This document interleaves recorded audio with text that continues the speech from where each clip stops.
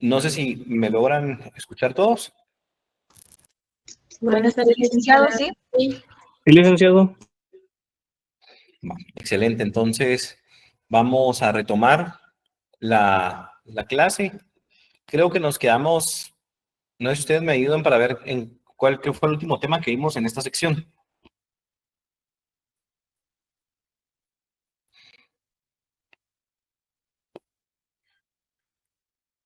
Si no estoy mal, creo que fue el lenguaje natural y el lenguaje lógico. Ah, de acuerdo, sí. Estábamos dando un repaso general de lo que habíamos visto hacia grandes rasgos y dentro del contenido que tenemos de la lógica y el derecho tenemos del lenguaje natural el lenguaje lógico. Habíamos establecido que un lenguaje natural es un lenguaje más espontáneo, un lenguaje que no tiene tanta estructura, un lenguaje que puede darse a interpretaciones múltiples, que no siempre tiene reglas estrictas y que también puede tener cierta ambigüedad, o sea, puede dejar abierto a diferentes interpretaciones. ¿Estamos? Ahora, el lenguaje lógico, habíamos establecido que es un lenguaje exacto, estructurado. En teoría, no debería dar cabida a diferentes interpretaciones, sino que se debería interpretar de una única forma. Se basa en las reglas formales de la lógica como tal y se utiliza para un análisis e interpretación más preciso. Entonces, si logramos comprender cuál es la diferencia entre un lenguaje natural y un lenguaje lógico, ¿o hay alguna duda? Habíamos puesto un ejemplo de, si no estoy mal, de una norma en lenguaje natural que dejaba abierto a diferentes interpretaciones, que era que habíamos establecido que las personas tienen derecho a propiedad privada y pueden ser privadas de ellas salvo por causa justificada. Entonces, habíamos establecido que aquí había ambigüedad porque no nos establece bien qué es causa justificada. Ahora, la solución para este lenguaje no lógico, sino este lenguaje que es natural y convertirlo en un lenguaje lógico, sería definir qué es causa justificada, quién determina la causa justificada y cuáles son las circunstancias para esa causa justificada. Me recuerdo que en clase habíamos visto el artículo de la Ley Orgánica del Ministerio Público donde establece cuál es la forma en la que se puede destituir a la fiscal general del Ministerio Público, ¿cierto? Y vimos el artículo constitucional donde establece cómo es que se puede destituir a la fiscal general del Ministerio Público. Solo denme un segundo que no está cargando la computadora. Ahí estamos ya. Pues sí, volviendo a ese tema, entonces, ¿cuál habíamos establecido que tenía un lenguaje natural y cuál habíamos establecido que tenía un lenguaje lógico? Natural de la Constitución y lógico el de la Ley Orgánica. Ahí estamos. El lógico ya el de la ley orgánica. ¿Por qué? Porque ya nos explica bien cuáles son las causas justificadas y cuáles son los únicos motivos por los cuales se puede destituir. Entonces, sí nos queda claro por qué en el derecho tenemos que cambiar de un lenguaje natural a un lenguaje lógico. Sí, licenciado. Sí, licenciado. Sí. Lenguaje lógico no significa lenguaje rebuscado, porque hay algunos colegas que piensan que porque utilizan palabras rebuscadas quieren adornar mucho sus argumentos, piensan de que están en un lenguaje muy lógico. No, el lenguaje lógico es el que primero nos da a entender una comunicación precisa, nos va a dar un resultado para que nosotros podamos comprenderlo de una manera exacta y estructurada y se va a tener que interpretar de una única forma. No, recordemos que la comunicación, el objetivo principal es dar a entender un mensaje.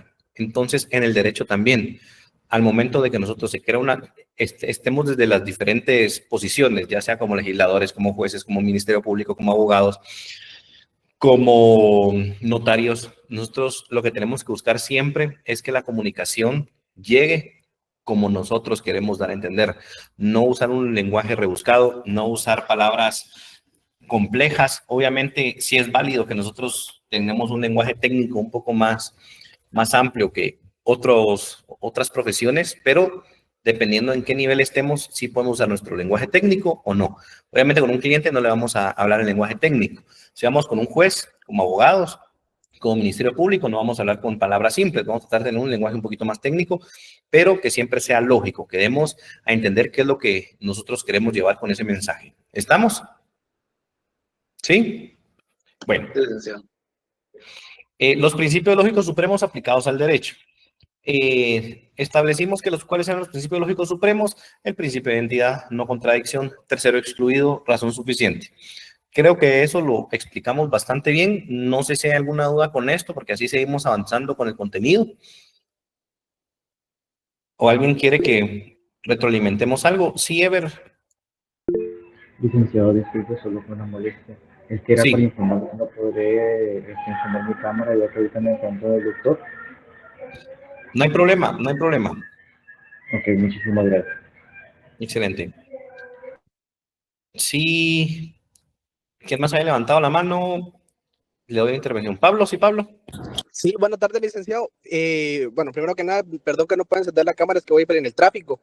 Y segundo, quisiera, si me pudiera dar un ejemplo del principio de tercer excluido, por favor. Principio de tercero excluido, claro que sí. Pongamos un ejemplo. En un juicio penal, el acusado, el juez, ¿qué es lo que va a determinar al final de todo el juicio? Si va a ser culpable o inocente. No puede ser medio culpable, no puede ser medio inocente. O sea, no hay una tercera opción. Es opción A o opción B. Al momento de que hablamos de tercero excluido, es de que solamente van a haber dos opciones como tal. No hay un punto intermedio. Alguien no puede ser condenado, o mejor dicho, no puede ser absuelto por el delito de lesiones graves, pero va a ser condenado a pagar la indemnización. ¿Por qué? Porque si fue absuelto del delito, él no cometió ese delito, ¿por qué va a pagar una indemnización? No tiene lógica. Entonces, si él cometió o no el delito, es lo que hay que establecer como tal. Y después, obviamente, no hay cabida a que haya una opción intermedia, a que sea medio culpable, a que sea medio inocente. De igual forma, por ejemplo, no vamos a hacer un contrato o es contrato de compraventa o contrato de donación. No va a ser contrato de medio compraventa o contrato de medio donación. Este principio lo que establece que una proposición, cuando hablamos de una proposición como tal, puede ser solamente verdadera o falsa, sin una tercera opción. Que tengamos la opción intermedia que sea medio verdadera o medio falsa. ¿Estamos? Si establecemos, como les había indicado, que los hombres son mortales, ¿es verdadero o es falso? Verdadero. Verdadero. Entonces, aquí no puede haber cabida a que sea medio verdadero, porque tal vez hay un hombre que viva 150 años. De igual forma, aunque ya lleve 150 años, va a fallecer. Entonces, tenemos o verdadero o falso. ¿Estamos? Ok, licenciado, muchas gracias. De acuerdo. ¿Alguna otra duda? ¿Cómo podemos lograr comprender bien este principio de tercero excluido? Nos va a expresar que algo es o no es. No hay un término medio, por así decirlo. O una persona va a ser culpable o va a ser inocente. O va a ser inocente o va a ser no inocente. Si es no inocente, obviamente es culpable. Entonces, tenemos que comprender de que no hay un término intermedio. No está medio culpable, medio inocente, medio verdadero, medio falso. O es verdadero o es falso. ¿Estamos? Sí, licenciado, muchas gracias. De acuerdo. ¿Alguna otra duda, compañeros? ¿Con algún otro principio lógico supremo?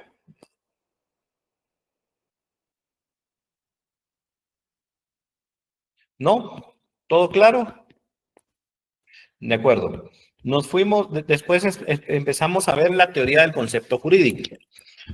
Logramos establecer qué es teoría, qué es concepto y qué es jurídico. En la lógica, nosotros recordemos de que hay dos métodos, ¿va?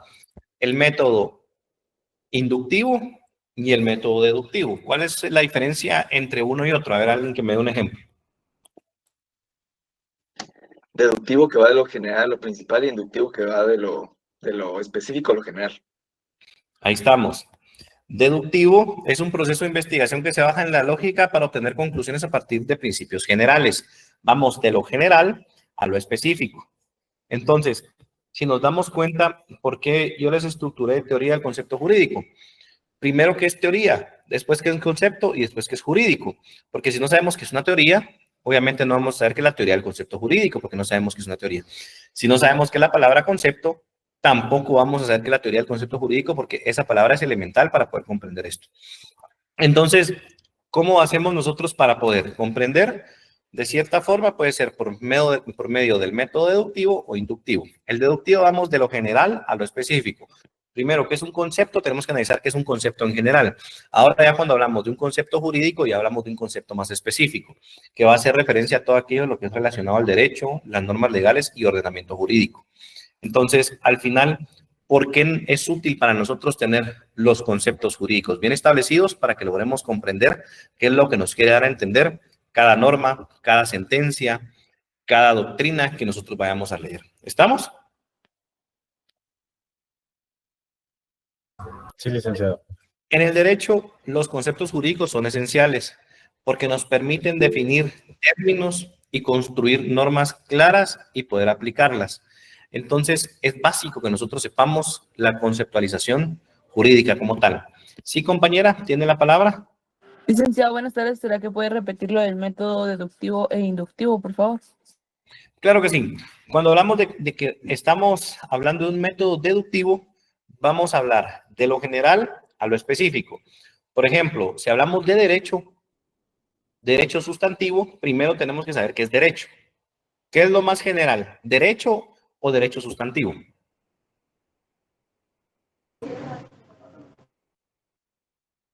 ¿Qué va a abarcar más? La Derecho. palabra derecho, obviamente. Entonces, vamos de lo general a lo específico. Después ya podemos definir derecho sustantivo. Cuando nosotros hablamos de derecho sustantivo, ¿qué es derecho sustantivo? Para ustedes, ¿qué comprenden como derecho sustantivo? Tenemos el derecho adjetivo y el sustantivo. Obviamente hay más terminología de derecho, pero podríamos comparar que esos dos se llevan muy bien, el adjetivo con el sustantivo.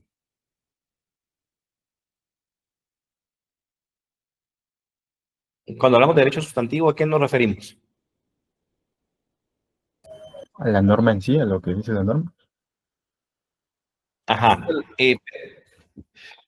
A la norma en sí, pero ¿qué tipo? Porque obviamente también hay normas, cuando hablamos de derecho adjetivo, también hay normas que tienen derecho adjetivo, y cuando hablamos de derecho sustantivo, son los principios generales de esa norma como tal. Por ejemplo, si hablamos de derecho penal, ¿es derecho sustantivo o adjetivo? Solo derecho penal. Sustantivo. Sustantivo, va a tener la sustancia de cuáles son los principios generales del derecho penal, cuáles son las penas, cuáles son los delitos. Ahora, si hablamos del derecho adjetivo, va a ser el derecho procesal como tal. Entonces, obviamente, nosotros para poder llegar a esa conclusión lógica, primero tenemos que definir qué es derecho. Después, qué es derecho sustantivo, qué es derecho adjetivo. Y si ya queremos ser más específicos, qué es derecho sustantivo penal, qué es derecho adjetivo penal. Entonces, ahí ya podemos nosotros determinar de que vamos de lo general a lo específico. Mientras que el método inductivo es al revés. Vamos de lo específico a lo general. Entonces, esas son las dos formas de la metodología que se puede utilizar dentro de la lógica. Obviamente, hay otros métodos que se pueden utilizar, pero nosotros vamos a enfocarnos en el deductivo e inductivo. En el derecho, regularmente utilizamos más el método deductivo. Vamos de lo general a lo específico. Obviamente, por ejemplo, ¿de dónde nace o cuál es el fundamento para la ley del organismo judicial?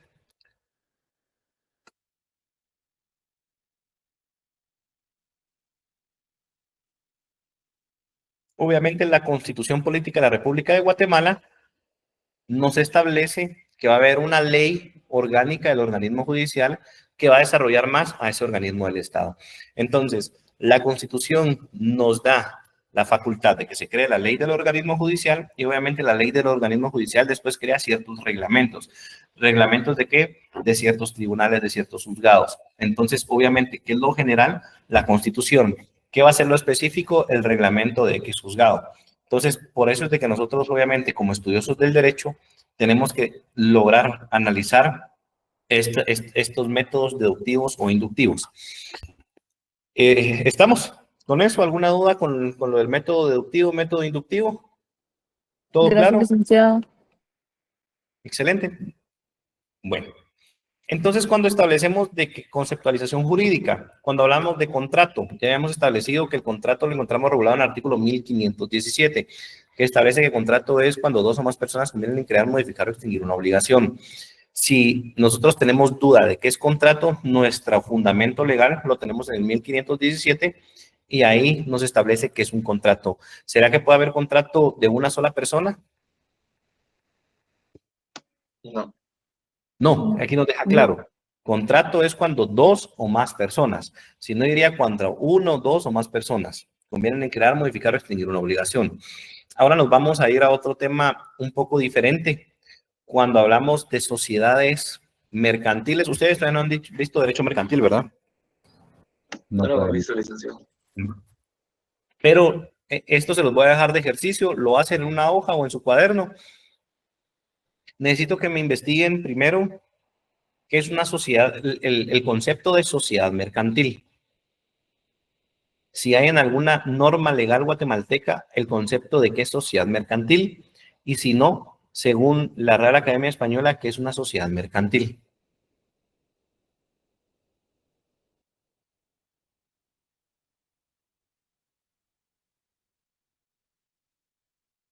Segundo, necesito que me hagan favor de ver lo que es la sociedad de emprendimiento.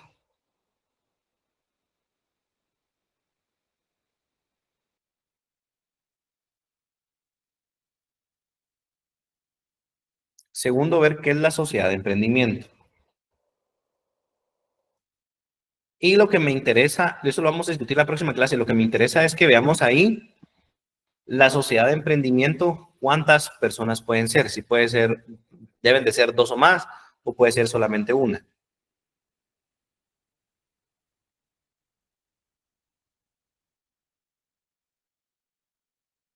Y caso contrario, la sociedad anónima. ¿Cuántas personas es el mínimo con el que se puede constituir una sociedad anónima? Lo vamos a discutir la próxima clase, pero para entrar un poquito en contexto, cuando hablamos de una sociedad mercantil, realmente el concepto de sociedad mercantil es dos o más socios. ¿Convienen en qué? En poner bienes en común, en aportar cierto conocimiento, en aportar cierto trabajo con el fin de tener lucro. Eso es el objetivo, o mejor dicho, es una sociedad mercantil. Pero cuando hablamos de la sociedad de emprendimiento, ya nos modifica este concepto de dos o más personas que aportan en común. Aquí ya puede ser una sola. Ya les dé ahí cierto chivo, pero necesito que lo traten de estructurar bien y que lo discutamos la próxima semana. ¿Por qué? Porque así analizamos si ustedes consideran de que la sociedad de emprendimiento realmente debería entrar dentro de la terminología de sociedades mercantiles o si debería tener otro concepto diferente. ¿Estamos? Va. Sí, licenciado. Entonces, como les digo, los conceptos jurídicos son ideas fundamentales que permiten estructurar y comprender el derecho. Si nosotros no sabemos qué es derecho de propiedad, obviamente, pero no sabemos qué es la propiedad privada, no podemos alegar el derecho de propiedad privada.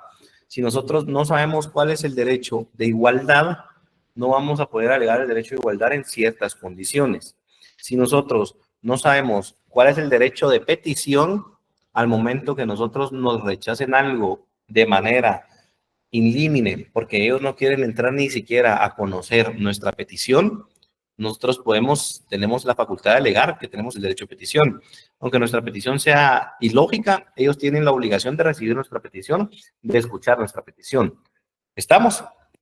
Entonces, ¿qué es lo importante de los conceptos jurídicos? Primero vamos a hablar de la abstracción.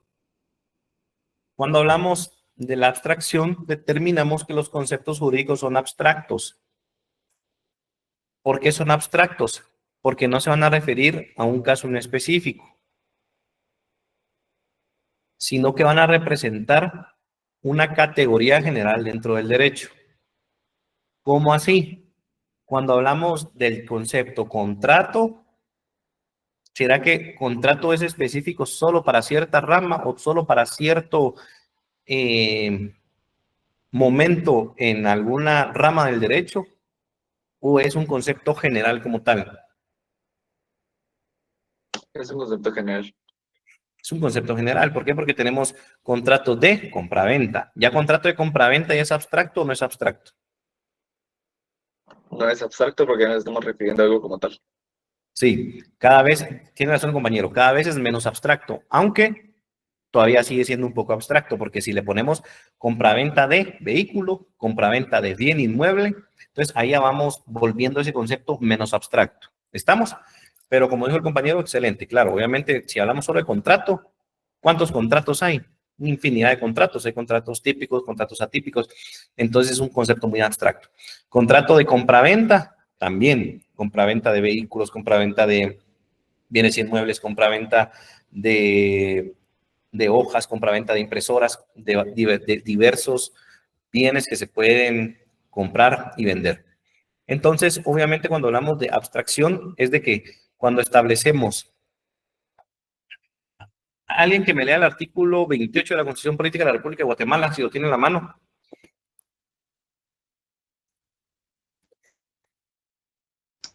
Derecho de petición.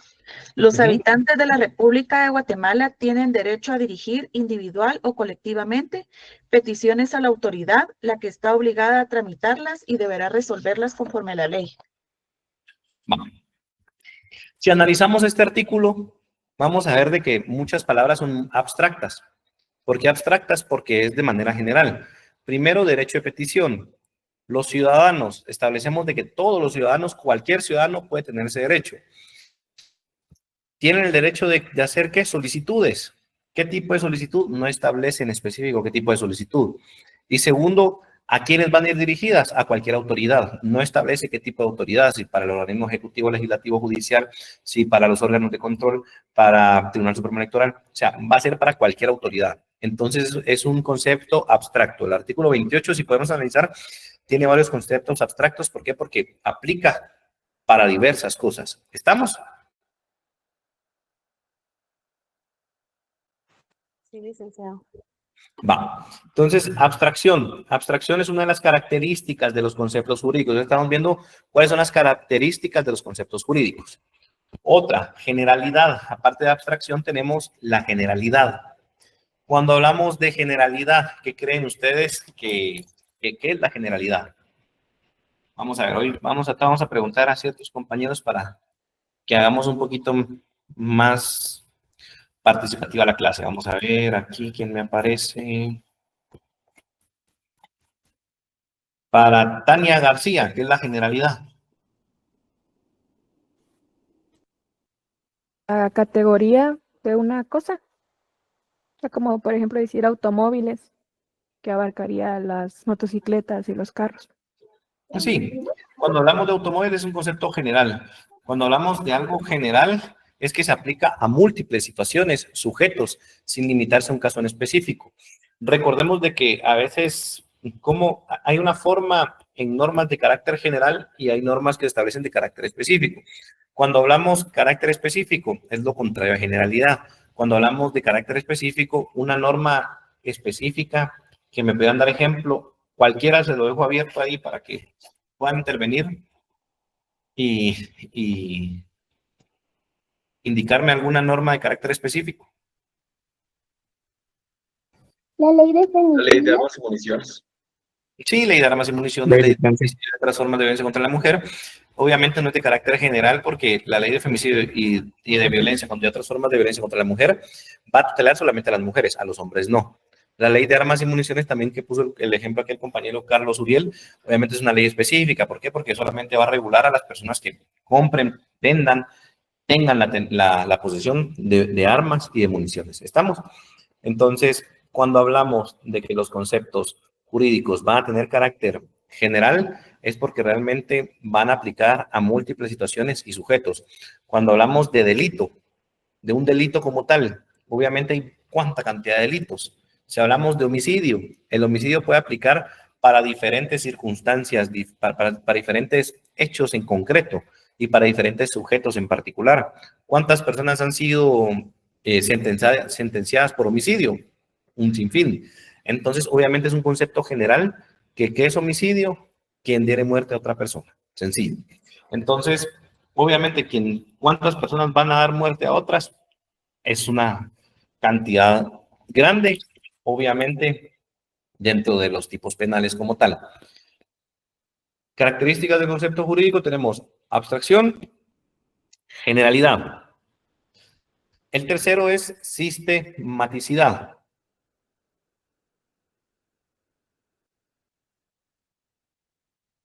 Cuando hablamos de sistematicidad, es que los conceptos jurídicos forman parte de un sistema normativo estructurado. Cuando forman parte de un sistema normativo estructurado, significa que se van a relacionar dentro de un marco legal coherente. ¿Cómo así? Por eso nosotros cuando empezamos a estudiar el derecho, no tenemos la capacidad de razonamiento que cuando ya estamos en tercer semestre de derecho. ¿Por qué? Porque ya vimos más conceptos jurídicos, porque ya empezamos a ver más normas, ya empezamos a tener cierta concordancia entre lo que es la introducción al derecho, lo que es derecho penal, lo que es derecho civil. Entonces ya sabemos para qué nos sirve el derecho penal, para qué nos sirve el derecho civil. Y conforme vayamos avanzando en nuestra carrera de derecho, cada vez vamos a tener mejor interrelación. ¿De qué? De cómo nosotros podemos conectar las diferentes normas. Obviamente, cuando hablamos, ahorita les voy a indicar un artículo para que lo podamos analizar y ustedes me digan que comprenden. Si quieren, busquen la ley y reglamento de tránsito.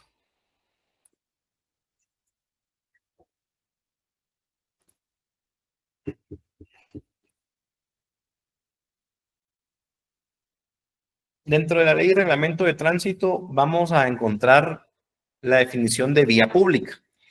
Alguien que me haga favor de ubicar esa definición y de leer qué es vía pública de conformidad con la ley y reglamento de tránsito. Artículo 2. Vía pública. La vía pública se integra por las carreteras, caminos, calles y avenidas, calzadas, viaductos y respectivas áreas de derecho de vía, aceras, puentes, pasarelas y los ríos y lagos navegables, mar territorial, demás vías acuáticas, cuyo destino obvio y natural sea la circulación de personas y vehículos y que conforme a las normas civiles que rigen la propiedad de los bienes del poder público que están destinadas al uso común. Va.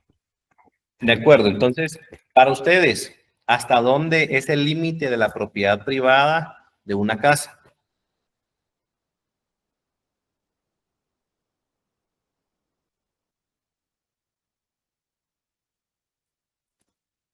Quizá donde va a iniciar la banqueta. ¿Dónde inicia la banqueta o donde termina la banqueta? No, donde termina entonces. Disculpe. Donde termina la banqueta. Va. Entonces, si nos damos cuenta, aquí estamos relacionando qué tiene que ver la ley y reglamento de tránsito con un tema civil, que hay personas de que a veces construyen sobre la banqueta. Primero que la ley y reglamento de tránsito nos establece la definición de que es vía pública. Entonces, si es vía pública, ¿va a ser propiedad privada, sí o no? No. No. Vía pública, obviamente, va a ser para uso general, para uso del público, casi que la misma palabra lo dice. Entonces, aquí ya viene otro tema para poder solventar. Si yo enfrente de mi casa no tengo portón, sino que es una pared, y yo establezco que el parqueo que está enfrente de mi propiedad es mío, ¿eso es correcto o es falso? Es falso.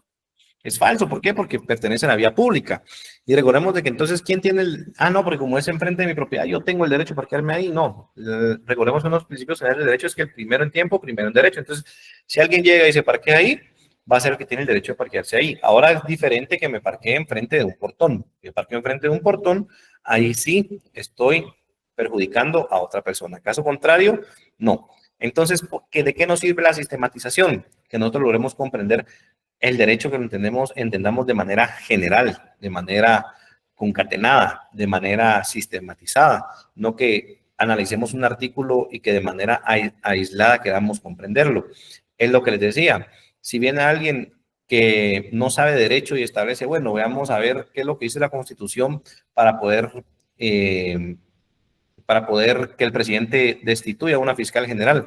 La Constitución establece parámetros muy ambiguos, pero si nosotros sabemos de que hay una ley orgánica del Ministerio Público, vamos a ir allá a lo específico para poder determinar cuáles pueden ser las causas. Lo mismo, cuáles son los requisitos para ser magistrado de Corte Suprema de Justicia, cuál es el proceso como tal. Sabemos que la Constitución establece el proceso establece los requisitos, pero el proceso está en una ley específica, que es la ley de comisiones de postulación, cómo es que se debe desarrollar. Entonces, por eso decimos de que una de las características de la conceptualización del derecho o del concepto jurídico es la sistematización. ¿Estamos? La sistematización o sistematicidad, que al final, en términos generales, es lo mismo. Por ejemplo, el concepto de obligación en derecho civil se vincula con los conceptos de acreedor, deudor, contrato, responsabilidad contractual. Si hablamos del derecho de obligaciones, que lo encontramos regulado dentro de nuestro derecho civil, y nos vamos al derecho mercantil, el Código de Comercio, perdón, que establece que nosotros nos podemos basar a falta de norma del Código Mercantil, supletoriamente podemos aplicar el derecho, el Código Civil como tal. Entonces, ahí hay una sistematización. ¿Por qué? Porque se unen ambas, no es de que se unan ambas normas, pero si nosotros queremos tener el conocimiento de lo que es derecho mercantil, tenemos que, obviamente, tener la base de lo que es derecho civil. Por eso ustedes de primero reciben derecho civil y hasta después van a recibir derecho mercantil, porque si lo recibirían al mismo tiempo, obviamente no van a saber ni siquiera cuál es el derecho de obligaciones como tal. Entonces, recordemos de que el derecho de obligaciones en lo civil también se aplica en lo mercantil, obviamente con diferentes principios, porque los principios del derecho civil y mercantil son diferentes, pero obviamente si hay una interconexión.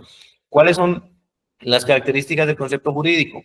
Por ahí me preguntaron. Tenemos la abstracción, tenemos la generalidad, tenemos la sistematicidad y ahorita vamos a ver el dinamismo y evolución. Cuando hablamos de dinamismo y evolución, ¿a qué creen que nos referimos con dinamismo y evolución? Vamos a preguntarle aquí a la compañera Wendy Marlene García.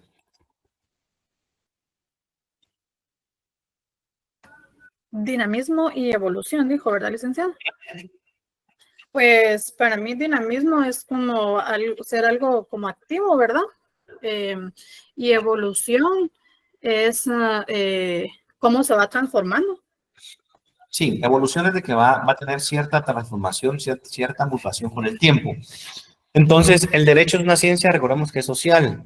Por ser una ciencia social, recordemos de que no estamos en el mismo contexto de hace 30 años.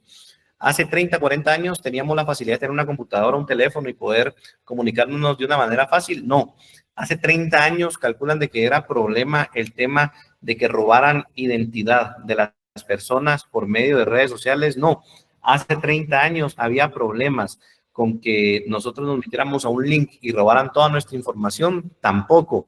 Entonces, recordemos de que obviamente por ser una ciencia social, es una ciencia que es dinámica, que va a cambiar. Conforme va pasando el tiempo, va a haber evolución, va a haber dinamismo. Por lo tanto, los conceptos jurídicos pueden redefinirse y adaptarse a nuevas circunstancias. Si hablamos, y esto es algo básico que es de Introducción al Derecho 1, si nos vamos a la Declaración de los Derechos del Hombre. Cuando hablamos de la Declaración de los Derechos del Hombre, ¿ustedes consideran que actualmente está bien el concepto hombre cuando hablamos de derechos del hombre como tal? Si lo vemos desde el punto de vista actual.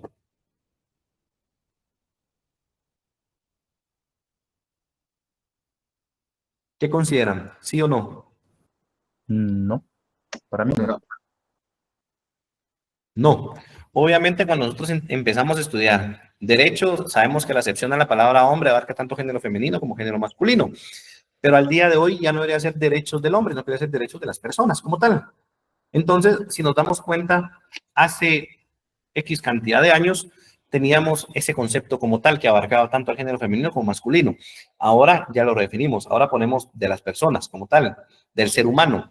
Entonces, realmente, si se dan cuenta, ha habido un dinamismo, ha habido cambio, ha habido modificación en cuanto a ese concepto como tal. Y así lo vamos a encontrar a lo largo de ciertas normas, conceptos de que ya quedan ambiguos, que ya quedan en el pasado, que ya no son actuales, que no son los conceptos que deberían de estar fungiendo al día de hoy. ¿Estamos? Otro ejemplo, el concepto femicidio. Femicidio, hace 50 años era un concepto jurídico, ¿sí o no? ¿Qué consideran ustedes?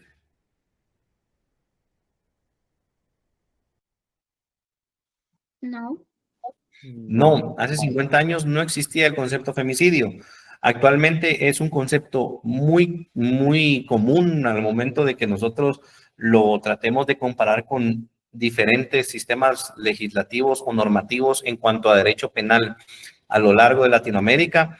Vamos a ver que son tal vez contados 1 o 2 países que todavía no tienen la ley de femicidio, pero ahí el resto tiene la ley de femicidio y otras formas de violencia contra la mujer. Obviamente en Guatemala así se denomina, en otros lugares se le denomina como solo ley de femicidio, otros tienen diferente terminología, pero el término femicidio, ¿qué es? Para ustedes, cuando hablamos de femicidio, ¿qué comprenden con este concepto jurídico?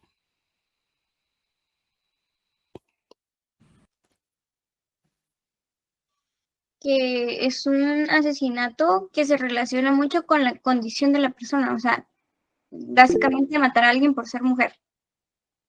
Ajá, sí, ¿quién más levantó la mano? ¿Puede intervenir? Dar muerte a una mujer es el concepto jurídico. Ajá, Actualmente creo que se refiere a cualquier tipo de agresión cuya naturaleza sea el género dirigido hacia una mujer. ahí estamos, va. Aquí varios me dieron ciertos conceptos de lo que creían que era el concepto de femicidio, pero en la ley de femicidio de otras formas de violencia contra la mujer tenemos la definición legal de qué es femicidio. Obviamente, si vemos en la Real Academia Española, la definición que dio la primera compañera, totalmente de acuerdo, la segunda también, pero vámonos a la ley de femicidio de otras formas de violencia contra la mujer. Alguien que me lea el artículo, si no estoy mal, es el 3 y está entre D y E, más o menos. La definición de femicidio. ¿Cómo? Yo creo que es la F. Ah, va. Entonces, si alguien puede... Y dice femicidio, muerte violenta de una mujer ocasionada en el contexto de las relaciones desiguales de poder entre hombres y mujeres en el ejercicio del poder de género en contra de las mujeres. Ahí estamos. Entonces, si nos damos cuenta que ya encontramos cuál es la definición de femicidio. Para algunos dicen dar muerte a una mujer, pero no, aquí tenemos circunstancias especiales. Muerte violenta a una mujer. Por ejemplo, si fuera una muerte no violenta, tenemos que primero determinar qué es una muerte violenta y qué es una muerte no violenta. Segundo, ocasionada en qué contexto de las relaciones desiguales de poder entre hombres y mujeres. Si una mujer tiene un arma de fuego y yo la mato con un cuchillo y ella me está apuntando con el arma de fuego, ¿creen de que podría encuadrar entre femicidio o no? No. Pues obviamente, y dependiendo, así yo soy el abogado defensor, aquí lo primero que quería es, mire, aquí habla que hay una relación desigual de poder. Al final, la relación desigual de poder en esa circunstancia, en ese acto en concreto, la mujer tenía un arma de fuego y yo tenía un cuchillo. Entonces yo me defendí. Pero aquí vamos a modificar las circunstancias. Si la mujer tiene un arma de fuego, no sabe usar el arma de fuego y yo tengo un cuchillo, yo sí sé usar el cuchillo, ¿sí sería femicidio, sí o no?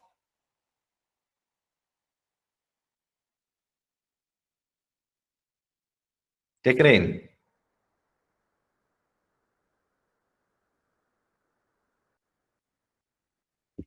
Y sí. Sí, ¿por qué? Porque a pesar de que ella tenía un arma de fuego, ella no podía usar esa arma de fuego. O sea, hubo una relación de desigualdad de poder. ¿Por qué? Porque ella no tenía la facultad ni el uso para poder ella defenderse con eso y yo sí tenía por así decirlo, el expertise en poder usar cuchillos.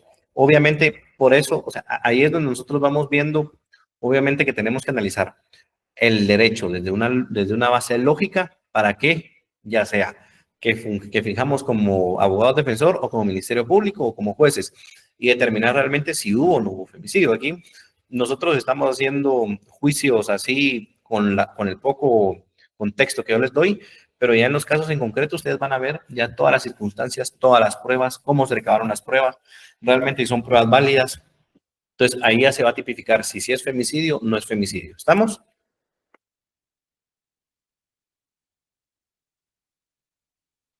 Va. Entonces, continuamos. Dinamismo y evolución. Es otra de las características. La siguiente es normatividad.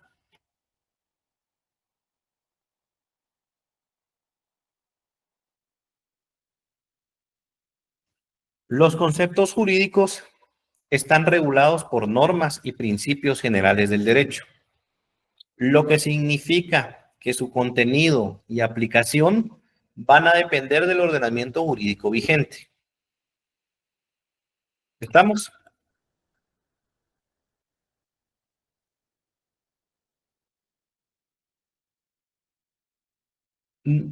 ¿A qué nos referimos con normatividad? Que los conceptos jurídicos van a estar regulados por nuestras normas y los principios generales del derecho. ¿A qué me refiero con esto? Por ejemplo, nuestro sistema normativo, primero, para nosotros, ¿qué es contrato? Lo tenemos bien establecido ¿en dónde? En el Código Civil. La definición de vía pública la tenemos bien establecida ¿dónde? En la Ley y Reglamento de Tránsito. Si hay ciertas definiciones que no tenemos claras, obviamente nos vamos a ir a la Real Academia Española o a la doctrina, dependiendo del caso. ¿A qué nos tenemos que ir nosotros? En el caso en concreto que nosotros queramos determinar un concepto jurídico de conformidad con la ley del organismo judicial que nos establece. ¿La Real Academia Española es la válida o la doctrina?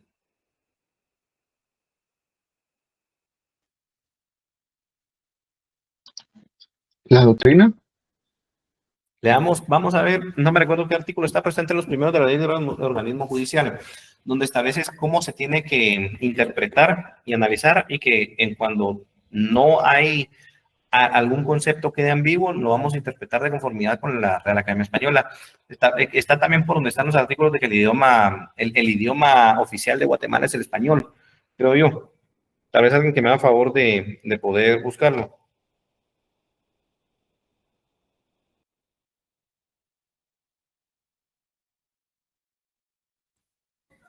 Artículo 11. Idioma de la ley.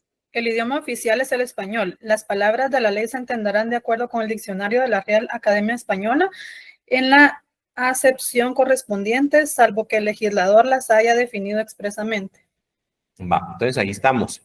Si el legislador la definió expresamente, nosotros podríamos alegar que nuestra definición de contrato no es que dos o más personas convienen crear, modificar o extinguir una obligación, sino que el contrato puede ser de una sola persona. No. ¿Por qué? Porque ya establece claro que si el legislador la definió expresamente, esa va a ser nuestra definición. Si no, nos vamos a la Real Academia Española. La doctrina nos va a servir ¿para qué? Para poder comprender los conceptos de una forma un poco más sencilla o dependiendo del autor de cada libro, que nosotros podamos comprender el derecho como tal. Pero si nosotros vamos a fundamentarnos, tenemos que fundamentarnos obviamente primero con lo que la ley nos indica y a falta de algún concepto de ley, ¿qué es lo que tenemos que hacer? Buscar qué es lo que dice en la Real Academia Española. ¿Por qué? Porque la ley de los organismos judiciales establece cuál es el idioma y dónde es que nosotros nos podemos fundamentar o dónde es que nosotros tenemos que buscar algún concepto que nosotros no tengamos claro. ¿Estamos? Entonces, los conceptos jurídicos van a estar regulados por las normas y los principios generales del derecho. Obviamente, en nuestro sistema jurídico, ¿dónde va a estar regulado? También por parte de la Real Academia Española. Ahí es donde nosotros vamos a tener que buscar para poder comprender los conceptos. ¿Estamos? Cuando encontramos una definición en ley, regularmente se le denomina como definición legal. Entonces, ¿cuál es la definición legal de propiedad? De contrato lo encontramos en el Código Civil. ¿Cuál es la definición legal de matrimonio? También la vamos a encontrar en el Código Civil. ¿Estamos?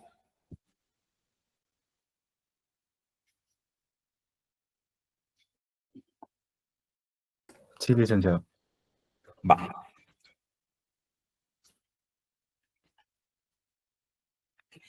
Función práctica. Esta es otra de las características de los conceptos jurídicos. Recordemos de que los conceptos jurídicos no solo van a tener una función teórica como tal, sino que en la práctica. Cuando hablamos de práctica, es que en el ejercicio profesional nosotros vamos a darle uso. Vamos a aplicar en la práctica jurídica los conceptos jurídicos. ¿Para qué? Para poder resolver conflictos, para tomar decisiones. Al momento que somos un abogado defensor para ver cómo podemos nosotros dejar más librado a nuestro cliente en casos en concretos. Cuando nosotros vienen dos partes y nos dicen, mire, queremos de que usted realice una escritura de X o Y cosa, entonces obviamente nosotros ahí vamos a ejercer nuestra función práctica de notarios y darle cabida a la voluntad de las partes como tal. Por ejemplo, el concepto de delito permite a los jueces determinar si una conducta es punible y sancionable. El concepto o la teoría de delito no lo vamos a encontrar regulado dentro de nuestro código penal como tal, sino que la teoría del delito la vamos, a ustedes se las van a explicar o se las explicaron, supongo yo, ya de conformidad con la doctrina. Entonces, recordemos de que aunque el tema de delito, la teoría es muy clara, nosotros si hay algo que podamos hacer para nosotros librar a nuestro cliente, ¿por qué? Porque no es punible, porque no se le puede aplicar esa pena. Como tal, podemos solicitar que se absuelva a nuestro cliente de X o Y delito como tal. Entonces, los conceptos jurídicos nos van a servir en la práctica, en nuestro ejercicio diario. ¿Estamos? ¿Alguna otra duda con esta, con la función práctica? ¿Es otra característica de los conceptos jurídicos? ¿No? Todo claro.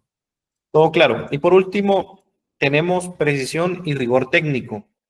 Precisión y rigor técnico. A diferencia del lenguaje común, como lo habíamos establecido, nuestros conceptos jurídicos tienen que tener un lenguaje lógico que sea preciso, que nos deje claro qué es lo que quiere dar a entender. Los conceptos jurídicos deben de evitar ambigüedades o interpretaciones erróneas en la aplicación del derecho.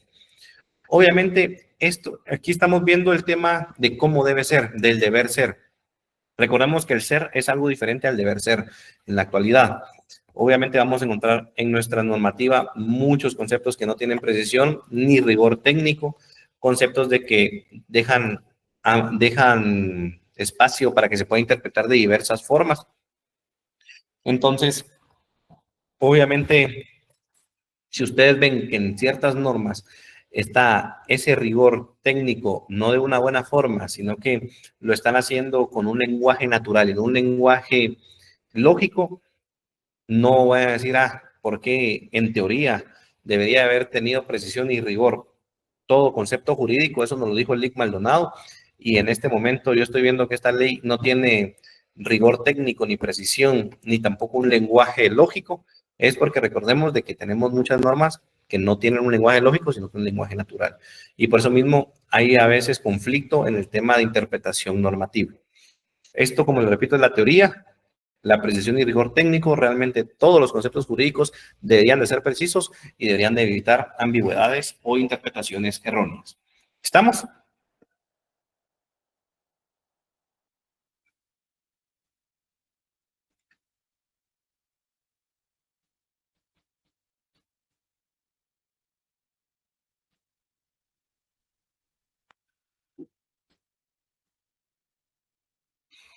Bueno, todavía tenemos tiempo. Vamos a ver fundamentos. ¿Alguna duda referente a las características de las características del concepto jurídico como tal? Que tenemos, repito, abstracción, generalidad, sistematicidad, dinamismo y evolución, normatividad, función práctica, precisión y rigor técnico. Son 7 en total las características. Obviamente no nos quedamos limitados a 7 características, a veces tienen otras características más, pero para efectos prácticos nosotros vamos a dejar estas 7 como las características. Abstracción, claro que sí. Vamos a repetir qué es abstracción. Cuando hablamos de que un concepto jurídico es abstracto, es porque no se refiere en un caso específico, sino que representa una categoría general del derecho como tal. Este está muy relacionado, la abstracción, con la generalidad, pero no es lo mismo como tal. Cuando hablamos del concepto contrato, contrato es una palabra abstracta. ¿Por qué? Porque puede haber un contrato de compra-venta, puede haber un contrato de arrendamiento, puede haber un contrato de compra-venta de bien inmueble, puede haber un contrato de arrendamiento de bien mueble, de bien inmueble, de vehículo. Entonces, obviamente, cuando hablamos de la palabra contrato, es general. Se va a referir que contrato es cuando 2 o más personas convienen en querer modificar o extinguir una obligación. Es un concepto abstracto. ¿Por qué? Porque se puede aplicar en muchos de los actos que están realizando las partes como tal. ¿Estamos? Cuando hablamos de que es algo, de que los conceptos jurídicos son abstractos, es porque no van a ser específicos, van a ser generales.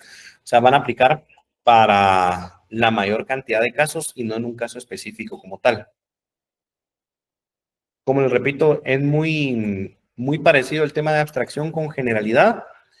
Al final, la diferencia como tal es de que la generalidad es que las palabras las aplicamos para las personas como tal, mientras que la abstracción, obviamente, es que el concepto como tal es general. Sistematicidad, dicen. Cuando hablamos de sistematicidad, estuvimos estableciendo que los conceptos jurídicos forman parte de un sistema normativo. Cuando hablamos de un sistema, es que está relacionado entre sí. Entonces, recordemos de que el derecho lo tenemos que comprender como un todo. No podemos comprenderlo de manera aislada. Ahí fue donde yo puse el ejemplo de que si estamos hablando normatividad, miren, primero termino con sistematicidad y luego con todo gusto hablamos del tema normatividad. Y ya si alguien tiene alguna duda en específico en uno de estos conceptos, levante la mano, interviene y con todo gusto vamos a resolverlo. Entonces, estábamos indicando de que cuando hablamos de sistematicidad, es que recordemos que el derecho es un sistema normativo que va a regular la conducta externa de las personas. Entonces, cuando hablamos de que es un sistema normativo, es que está interrelacionado entre sí. Obviamente el derecho constitucional está relacionado con el derecho penal está relacionado también con el derecho administrativo está relacionado con el derecho procesal penal, y así vamos a nosotros que entender que el derecho no lo podemos estudiar de una manera aislada. Por ejemplo, el derecho penal no es solamente el derecho penal, sino que también tenemos que tener conocimiento de derecho administrativo, tenemos que tener conocimiento de derecho constitucional, tenemos que tener conocimiento de derecho internacional público. ¿Para qué? Para que nosotros podamos comprender todo lo que abarca el derecho penal. Les puse el ejemplo de cuando hablamos de vía pública, encontramos regulado que es vía pública en la Ley de Reglamento de Tránsito, que es una ley administrativa. Ahí definimos hasta dónde es que llega la propiedad privada. Si buscamos en nuestro Código Civil, no va a establecer cuál es el límite de nuestra propiedad privada. ¿Cómo logramos comprender o cómo logramos resolver este asunto? Primero definiendo qué es vía pública. Vía pública es de uso común para todas las personas. Entonces, si establece que las aceras son vía pública, nosotros al momento de que construimos dentro de nuestra propiedad, dejamos cierto espacio de acera, que eso lo establece la municipalidad del lugar.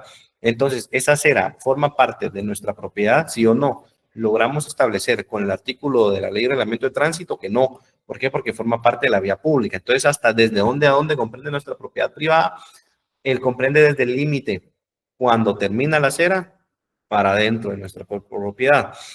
Entonces, ahí es donde nosotros tenemos que comprender que el derecho no lo podemos entender de una manera aislada, sino que tenemos que comprenderlo de manera sistematizada y de manera que se entrelace ciertos tipos de derecho. Obviamente aquí estamos relacionando el derecho civil con el derecho administrativo, obviamente en la rama de Ley y Reglamento de Tránsito, que tiene que ver con el Ministerio de Gobernación, que es el encargado de ver eso, y las municipalidades.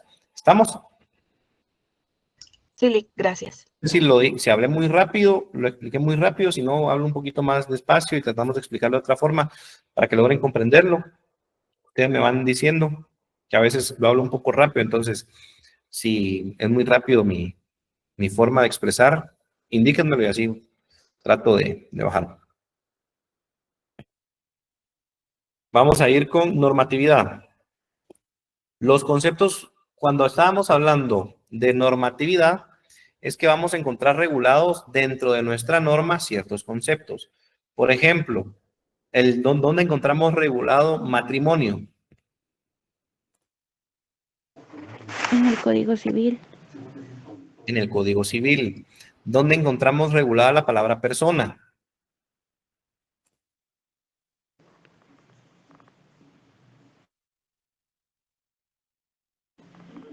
Como tal, legalmente creo que eso lo habíamos platicado en clase, que no hay un concepto legal y nos basaríamos con lo que dice la Real Academia, el diccionario de la Real Academia.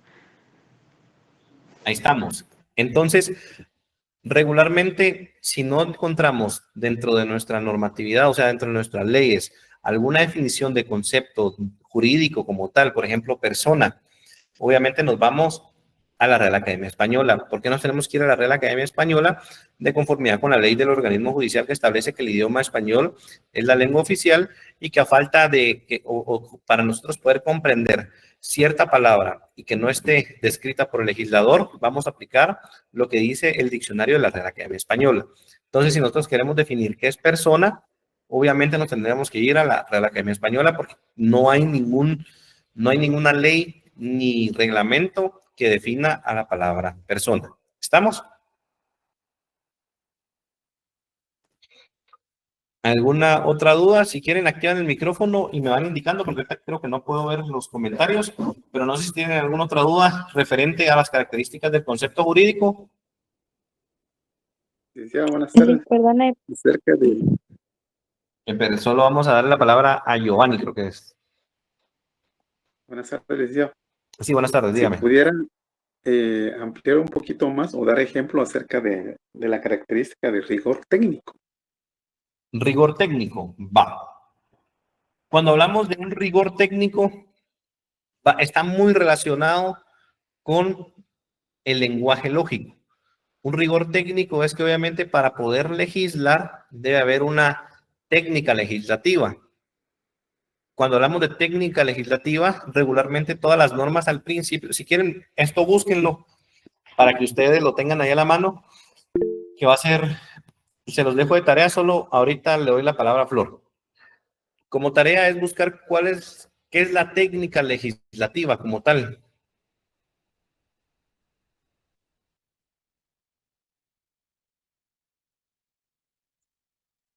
¿Qué es la que dijo Lick, perdone? Técnica legislativa.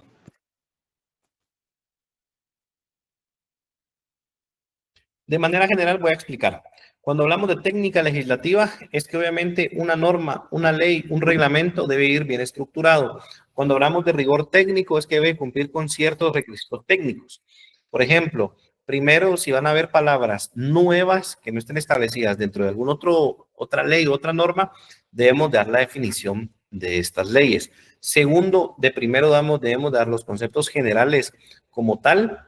Luego tenemos que tener la estructura de a qué va aplicado la ley. Obviamente, si va a ser una ley sancionatoria, debe de tener cuál es la acción o omisión que va a provocar cierta sanción y obviamente debe tener la sanción como tal de una forma clara. Entonces, cuando hablamos de rigor técnico, es de que debe de ir bien estructurada. En palabras así bastante coloquiales, debe ir bien planchada. No debe dar cabida, primero, a que haya una mala interpretación. Segundo, a que la estructura no esté bien. Y tercero, que la aplicación, que no dé cabida a ambigüedades como tal, que se pueda interpretar de diversas formas. No sé si me lograron cachar ahí. ¿Alguien? Para lograr comprender un poquito esto, busquemos el fundamento legal de domicilio. ¿Alguien tiene qué es domicilio? ¿Alguien sabe dónde está el fundamento legal de domicilio? El Código Municipal, creo. Código Municipal. Bueno, vamos a ver. Búsquenlo y me dicen cuando lo tengan ahí en la mano.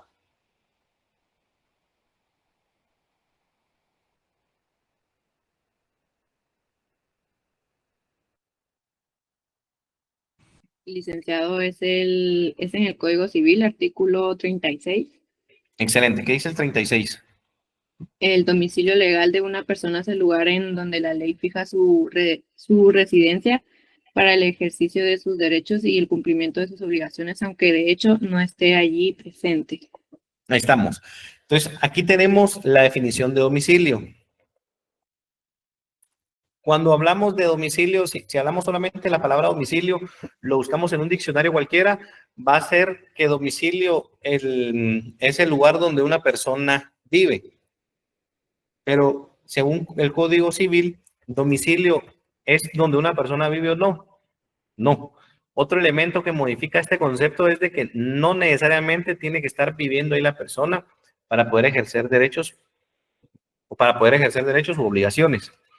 Entonces, cuando hablamos de precisión y rigor técnico es de que aquí no, la definición de domicilio no nos deja cabida ambigüedades, a que podamos interpretarlo de diversas formas. Nos deja de una manera clara para nosotros, para el ejercicio del derecho civil y para el ejercicio del derecho en general, que es domicilio. ¿Estamos? Si logran analizar ese concepto, es un concepto bastante, no es un concepto tan natural, sino que es un concepto lógico. ¿Por qué? Porque estructura bien qué es domicilio y trata de definirlo de la mejor forma. ¿Estamos?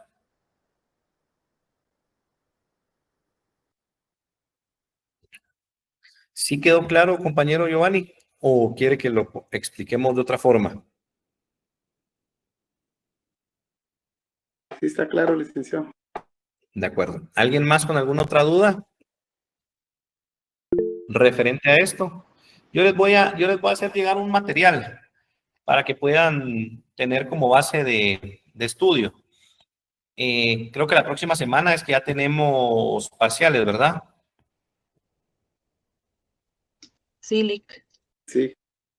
Ok, ¿con ustedes cuándo tenemos el parcial?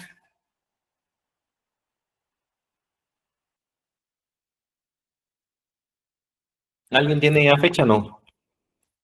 Todavía no tenemos fecha, licenciado.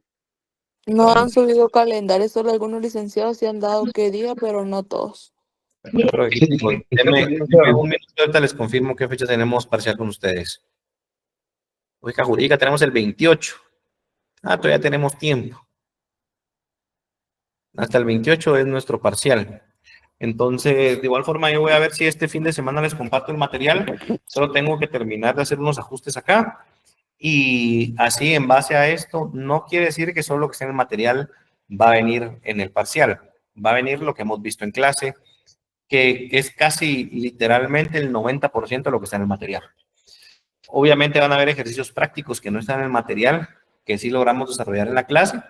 Y más que todo, lo que a mí me interesa es que ustedes comprendan bien lo poco que hemos visto, que no hemos abarcado muchos temas, pero sí hemos tratado de explicarlo y hemos tratado de repasar varias veces para que logren comprender, porque esta es la base para que ustedes tengan y puedan seguir avanzando con el curso de lógica jurídica. Si alguien tiene alguna duda referente a lo que llevamos, con todo gusto, sin ningún problema, sin ninguna pena, puede hacérmela llegar y con todo gusto vamos resolviendo, y si no, pues vamos avanzando.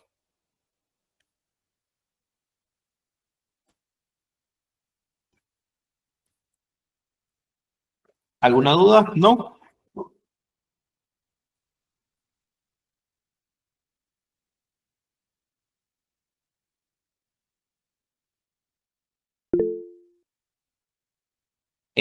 Sí, Melissa Alejandra. Licenciado, disculpe, entonces si la abstracción se da en general, ¿cuál es la diferencia entre la generalidad? Entre la generalidad y la abstracción. Que la generalidad nos enfocamos más que todo a los sujetos, mientras que en la abstracción nos enfocamos más que todo a los casos en general. Por ejemplo, la generalidad la enfocamos más que todo a qué sujetos va a aplicar, mientras que la abstracción no la vemos tanto en cuanto al sujeto, sino que en cuanto a lo que va a abarcar como tal dicho concepto. ¿Estamos? Gracias, licenciado. ¿Alguna otra duda?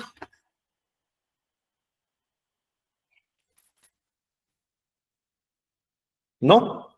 Bueno. Vamos a hablar sobre el contenido o comprensión del concepto jurídico.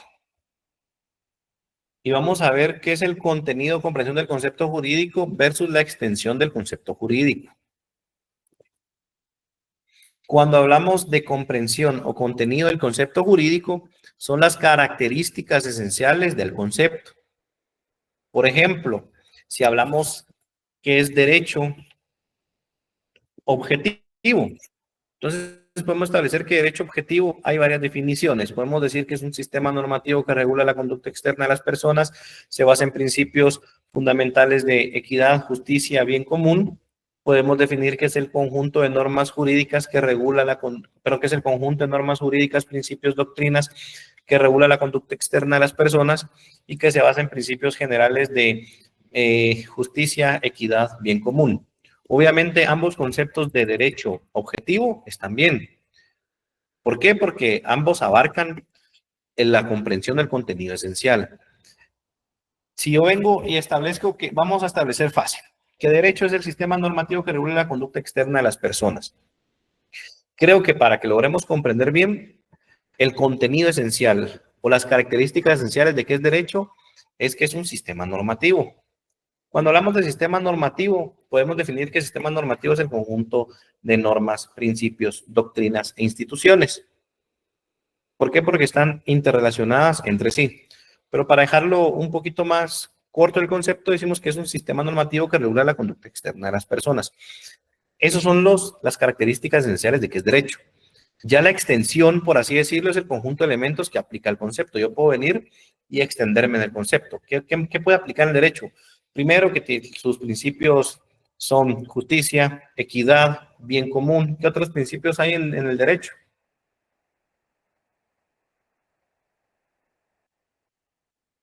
¿Qué otros principios recuerdan que son los principios de derecho o principios generales del derecho como tal? O algunos de los principios generales del derecho que podamos establecer.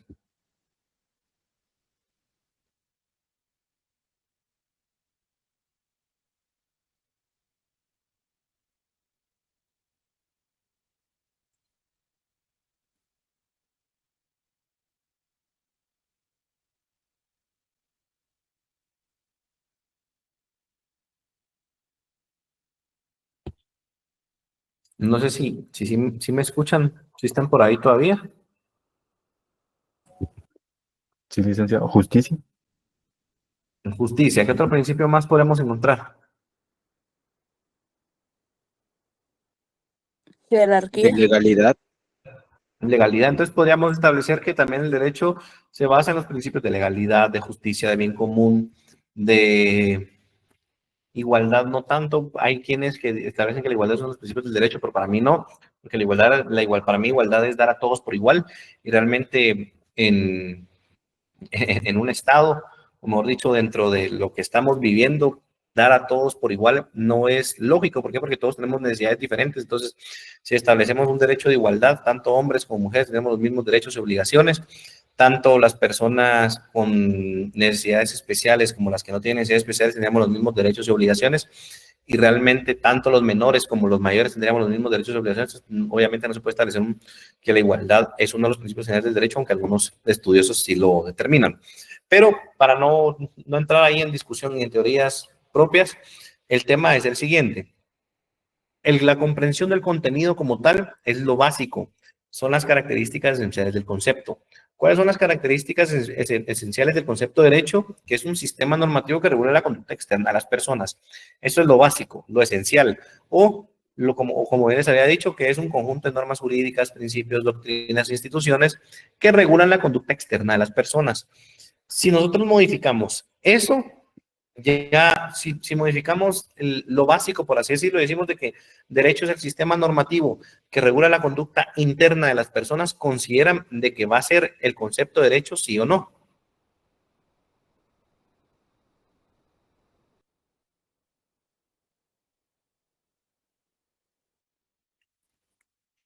Bueno, vamos a ver.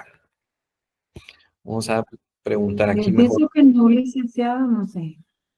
No, porque modifiqué la palabra, la conducta interna con la conducta externa.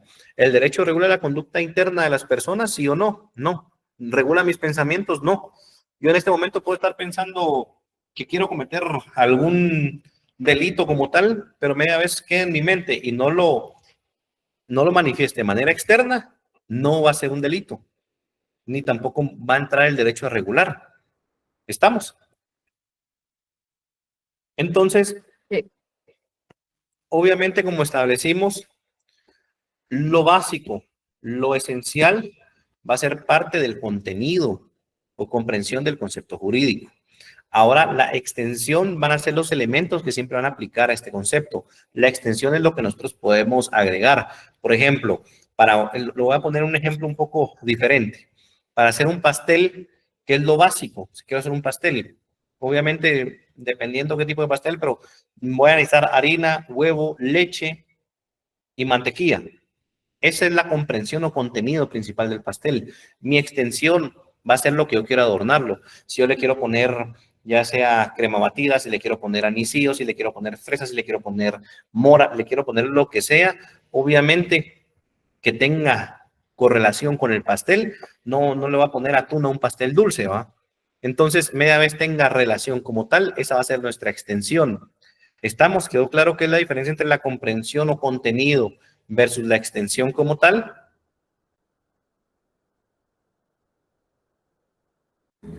Sí, licenciado. Para dejarlo así en palabras un poco más sencillas, la comprensión y contenido son las características esenciales. Va a ser, como les digo, lo principal que va a llevar nuestro pastel. Ya la extensión va a ser con qué lo vamos a adornar, con qué palabras queremos agregarle. Entonces, si yo quiero extenderme un concepto de qué es derecho objetivo como tal, obviamente puedo extenderme, puedo hacer 2, 3 párrafos y definirlo de esa forma, siempre y cuando de que tenga relación y tenga lógica con lo que es con lo que está dentro del derecho objetivo. ¿Estamos?